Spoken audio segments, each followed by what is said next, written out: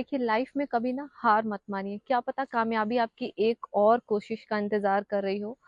और एक बात और, आप दुनिया के दीवाने बने फिरते हैं, बने भी होंगे, लेकिन एक बार खुद के दीवाने बन जाइए।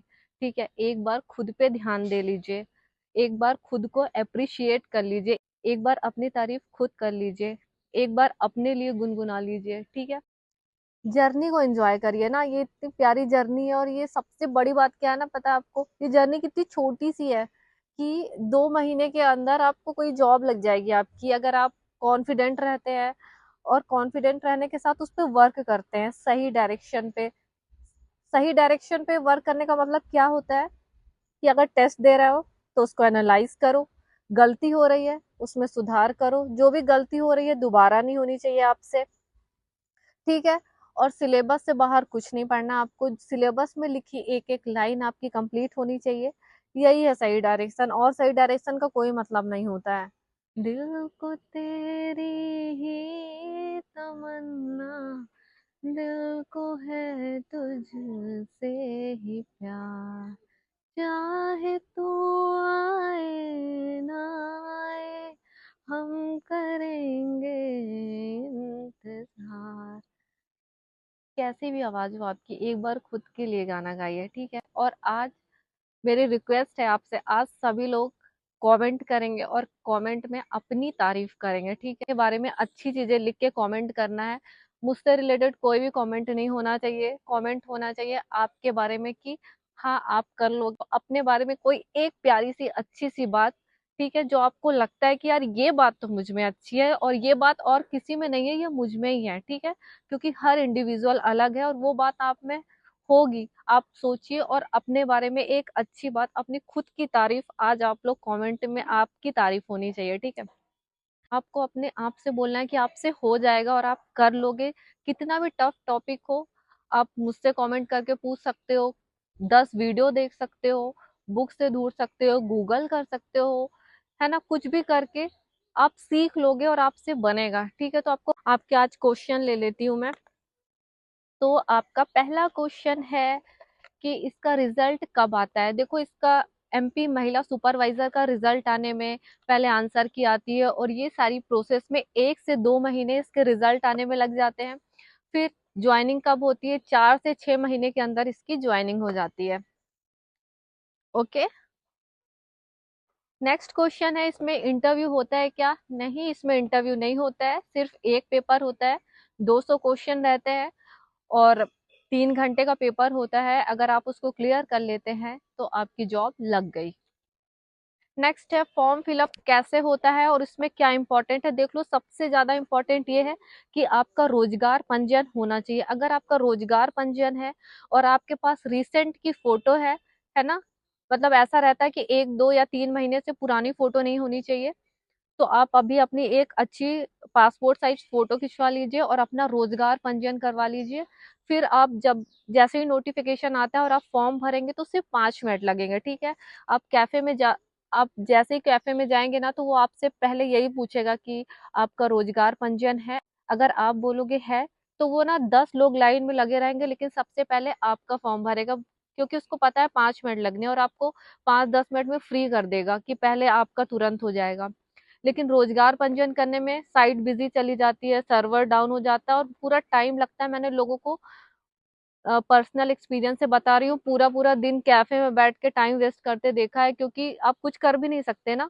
सबसे इम्पोर्टेंट है ये रोजगार पंजीयन अपना बनवा लीजिए और अपनी एक रिसेंट की फोटो, आप एकदम सॉर्टेड हो जाएंगे, 5 मिनट में फॉर्म भर जाएगा आपका। हेलो दोस्तों, अगर आप लोग टारगेट कर रहे हैं एमपीपीएससी 2025 या एमपीपीबी व्यापम वन रक्षक क्षेत्र रक्षक जेल प्रहरी, तो पीडब्ल्यूएमपी एग्जाम वाला ने अपने न्यू बैचेस लॉन्च कर दिए। इन बैचेस में आपको मिलेगा daily live classes, daily practice paper, daily mains practice, class notes, PYQ analysis और फुल लेंथ टेस्ट। बैचेस के बारे में आपको बता देती हूँ। सर्व सक्षम 3.0 फाउंडेशन बैच 2025 9,999 का, और आपको मिलेगा 3,999 में। सर्व सुरक्षा, वन रक्षक, क्षेत्र रक्षक, जेल प्रहरी, एमपीपीएससी बैच 2024-25 2,999 का, और आपको मिलेगा सिर्फ 999 में। एमपीपीएससी स्पेशल बैच 2024 2,999 का, और आपको मिलेगा 999 में। एमपीपीएससी मेंस टेस्ट सीरीज 2024 2999 की है और आपको मिलेगी 999 में। तो इस डिस्काउंट के ऊपर अगर आपको और भी डिस्काउंट चाहिए तो आप मेरा कूपन कोड पीएससी वाली यूज करिए और 500 रुपीज तक का डिस्काउंट पाइए। और हाँ, एक बात और, ये सारे बैचेस अपडेटेड एग्जाम पैटर्न पर बेस्ड है और इन बैचेस के लिंक मैंने नीचे डिस्क्रिप्शन में दे दिए हैं, वहां से जाके आप परचेस कर सकते हैं। ऑफर लिमिटेड पीरियड के लिए, ग्रैब नाउ। सैलरी 2400 पे ग्रेड है। एमपी महिला सुपरवाइजर का 35 से 40 तक इसकी सैलरी जाती है, क्योंकि एवरी ईयर इंक्रीमेंट होता है और भी सारी चीजें इसमें ऐड होती हैं, तो 40 तक पहुंच जाती है। नेक्स्ट है, सिलेबस पूरा करने के बाद भी नंबर नहीं आ रहे हैं।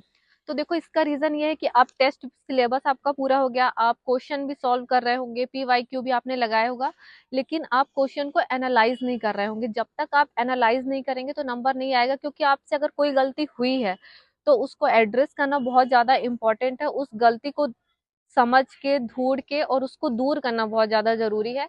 आप मेरी बात मानिए, आप 10 टेस्ट लगाइए, मॉक टेस्ट लगाइए या पीवाईक्यू ही लगाइए और उसको एनालाइज करिए कि आपसे कहाँ गलती हो रही है और उस गलती को दूर करिए। अगर किसी टॉपिक से क्वेश्चन गलत हो रहा है तो उस टॉपिक को आप रिवाइज करिए और फिर देखिए 10 टेस्ट के बाद आप में इम्प्रूवमेंट आ जाएगा और आपके नंबर भी ज्यादा आएंगे। एमपीपीएससी टैक्सेशन असिस्टेंट की वैकेंसी, हाँ, मे भी आपको 2025 में देखने को मिल सकती है। और मैंने नवीन का इंटरव्यू लिया था, टैक्सेशन असिस्टेंट में हुआ है 2022 वाले में, तो उसमें आप स्ट्रेटेजी देख सकते हैं कि कैसे क्या तैयारी करनी होती है। नवीन ने बहुत ही कम टाइम में तैयारी करके ये एग्जाम क्लियर किया है, वो भी जॉब में रहते हुए। आपने बुक के बारे में पूछा है कि एनसीईआरटी महावीर की जो बुक है वो कैसी है। बुक बहुत अच्छी है, आप ले सकते हैं।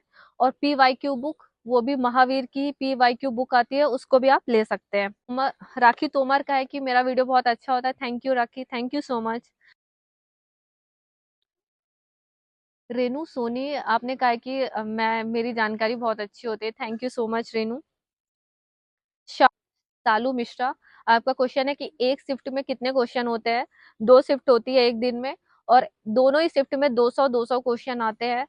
तो जैसे ही एक शिफ्ट, जैसे फर्स्ट शिफ्ट में आपका एग्जाम है और 200 क्वेश्चन आएंगे, तो उसी के अकॉर्डिंग आपका पेपर अच्छा गया है तो आपका हो जाएगा, ठीक है। वर्मा, नेक्स्ट है सविता वर्मा। आपका सिलेबस कंप्लीट हो गया है और आपके टेस्ट में 145 से 150 क्वेश्चन आ रहा है। आप बहुत ही अच्छी कंडीशन में हैं और आपका तो होना ही है, क्योंकि आपके इतने अच्छे नंबर अभी आ रहे हैं, तो मेन एग्जाम में तो आपके और भी अच्छे नंबर आएंगे। बिल्कुल, आप तो होने वाले स्टूडेंट है, आपका होना ही है। Keep it up.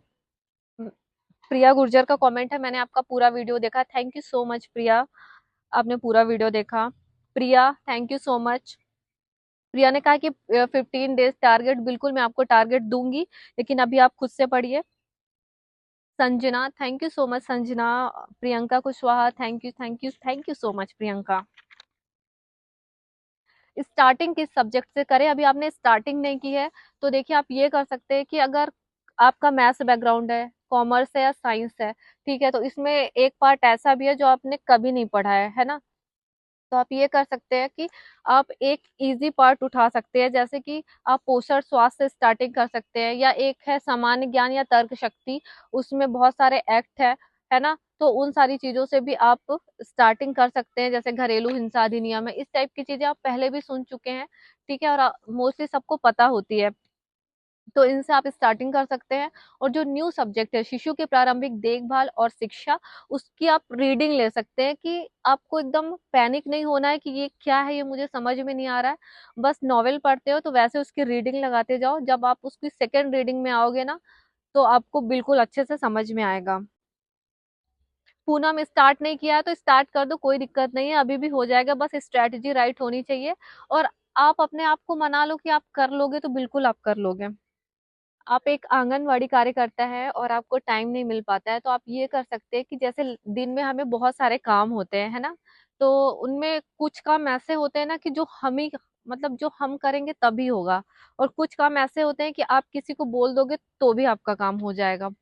तो जो काम बिल्कुल ऐसा है कि आपके करने से ही होगा, उसको आप करिए और अपना एक प्लान बनाइए कि यार जो काम इम्पोर्टेंट नहीं है, थोड़े फालतू टाइप के हैं, तो वो आप किसी और को भी दे सकती है, घर के अन्य सदस्य को भी दे सकती है, बात करके समझा के आपस में।